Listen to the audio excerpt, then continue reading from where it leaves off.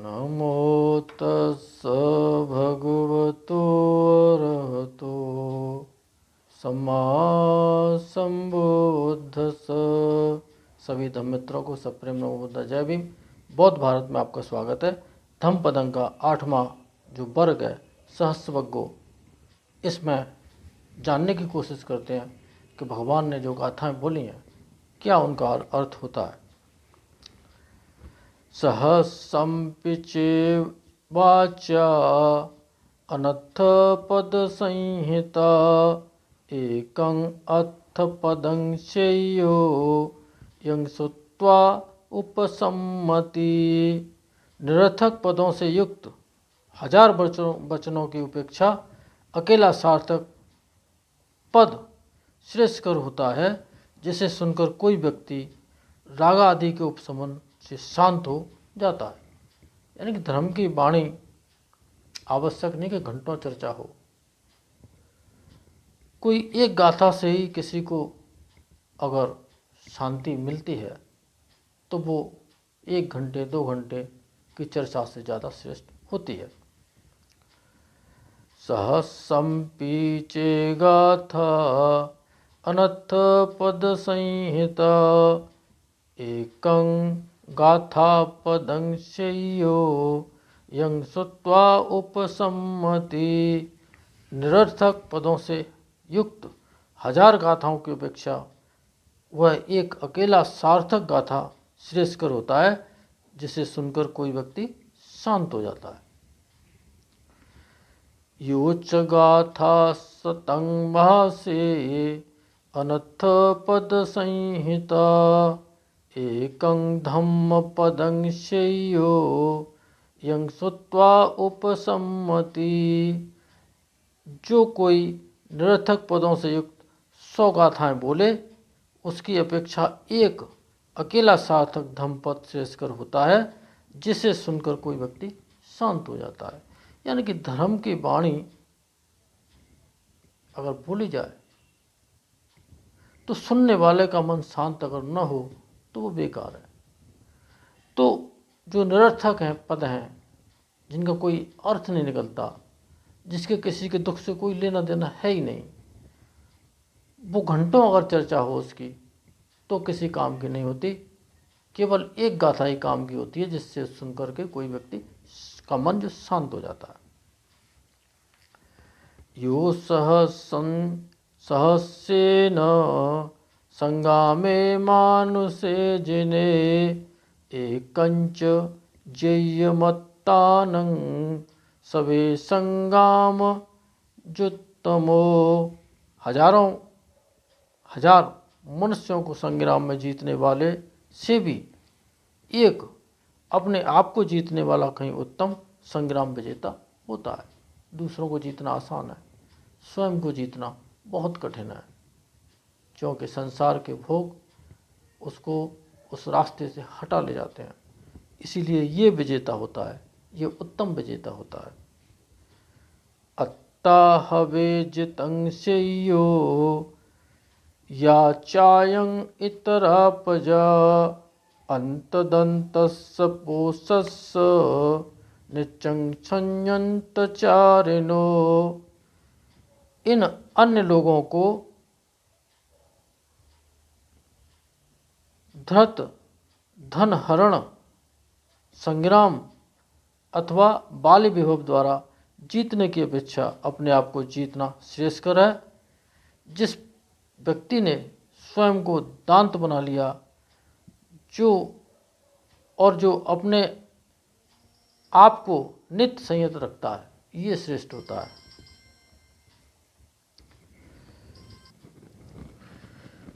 नेव देवो न गंधर्वो न मारो सह ब्रूहुना जितं अपजितं कैरा तथा रूपस्य जंतुनो। उस प्रकार के व्यक्ति की जीत को न तो देव न गंधर्व और न ही ब्रह्मा सहित मार पराजय में बदल सकते हैं। ऐसा व्यक्ति जिसकी जीत को पराजय में कोई नहीं बदल सकता है।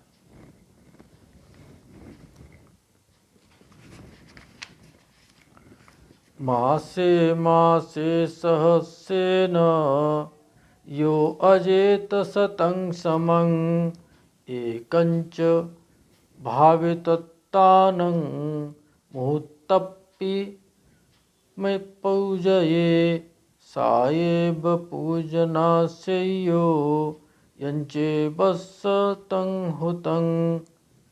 जो कोई 100 वर्ष तक महीने महीने 1000 रुपये से यज्ञ करे और श्रोतापन्न से लेकर क्षीणाश्रव तक किसी भावितात्म व्यक्ति की मुहूर्त भर भी पूजा कर ले तो 100 वर्ष के यज्ञ की अपेक्षा वह मुहूर्त भर की पूजा श्रेष्ठकर होती है। यानी कि जो आर्य संघ है, जो भगवान का जो आर्य श्रावक संघ है, वो श्रोतापन से और अहंत अवस्था तक के व्यक्तियों को माना जाता है और उनकी थोड़ी सी सेवा कर लेने से महाफल प्राप्त होता है। योच बसतं जंतु अग्निं परिचरे वने एकंच भावितत्तानं मुहूर्तप्पि पूजये साएब पूजनास्यो यंचे बसतं हुतं। जो व्यक्ति 100 वर्ष तक वन में अग्निहोत्र करे और किसी भावितात्म व्यक्ति की मुहूर्त भर भी पूजा कर ले तो 100 वर्ष के हवन से वह मुहूर्त भर की पूजा श्रेष्ठकर होती है। यानी कि फालतू की जो परिचर्याएं हैं, इनका कोई फल आता भी है कि नहीं भी आता है, थोड़ा बहुत लाभ होता है और सारा जीवन निकाल देते हैं। तो क्योंकि उन्हें रास्ता नहीं मिलता है तो वो सारा जीवन निकाल देते हैं। और यहाँ तो सबके पास रास्ता है और आज धर्म भी है, तो फोकस करें और धर्म सीखें। यं किंचि यठं व हुतं वा लोके संवत्सरं यथे यजेथ पुण्यपेक्षो सब्बम तन्न चतुभागमेति अभिवादना उज्जुगते सुसेयो। पुण्य की इच्छा से जो कोई संसार में वर्ष भर हवन यज्ञ करे तो भी वह श्रोतापन से लेकर क्षीणाश्रव की किसी अवस्था को प्राप्त सरल चित्त व्यक्तियों के किए जाने वाले अभिवादन के चतुर्थांश के बराबर भी नहीं होता है, थोड़े से हिस्से के बराबर भी नहीं होता है। कोई श्रोतापन्न ही मिल जाए, उसी की अगर कोई अभिवादन कर ले तो उसका कल्याण हो जाता है।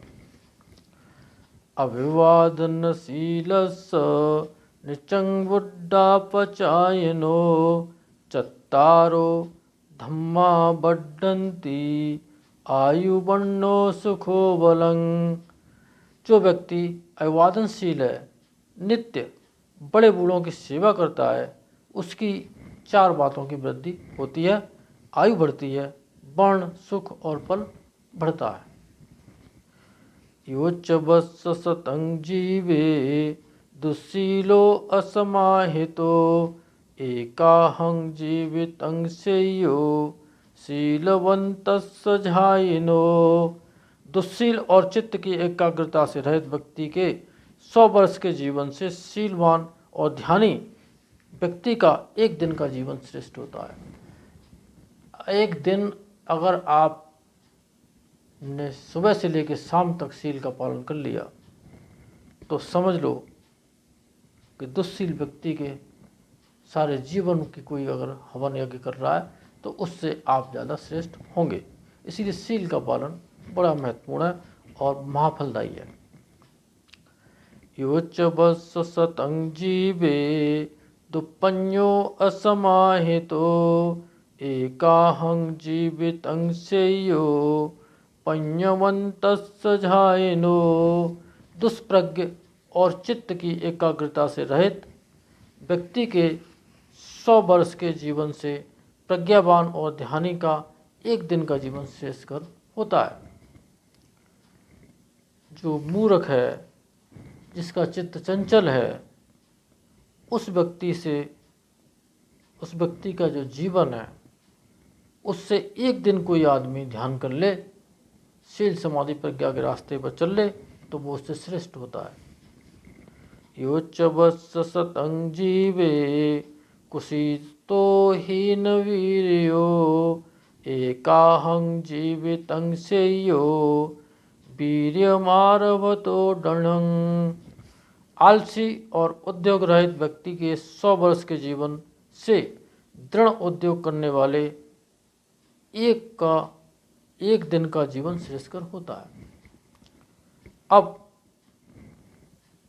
जो आलसी हैं, उद्योग रहित हैं, यानी कि ध्यान में बैठते हैं, बल नहीं लगाते हैं, तो या और कोई कर्म करते हैं, ऐसा लगता है कि हम बड़ा पुण्य कर्म कर रहे हैं, धर्म का काम कर रहे हैं, तो उससे ज़्यादा जो श्रेष्ठकर जीवन वाला, एक दिन के जीवन वाला भी श्रेष्ठकर कौन होता है?